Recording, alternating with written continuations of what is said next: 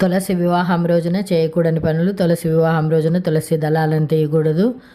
తులసి పెళ్లి రోజు మాంసము, చేపలు, గుడ్లు, మద్యము సేవించకూడదు. ఈ రోజున స్వచ్ఛమైన సాత్విక ఆహారాన్ని తీసుకోవాలి. ఎవరితోనూ గొడవలు పెట్టుకోకూడదు. ఈరోజు ఎవరితోనూ వాదన చేయకూడదు. దూరంగా ఉండాలి. పెళ్లి రోజున ప్రతికూల ఆలోచనలకు దూరంగా ఉండాలి. ఈరోజు పూర్తి భక్తితో పూజ చేయాలి. దేవతలందరికీ అధిపతి విష్ణువు. తులసి వివాహం రోజున తులసిని లక్ష్మీదేవి అవతారంగా, శాలిగ్రామ శిలను విష్ణు రూపంగా భావిస్తారు. తులసి వివాహం రోజున ఈ రెండింటిని పూజ చేయడం వల్ల శాశ్వతమైనటువంటి పుణ్యం లభిస్తుంది.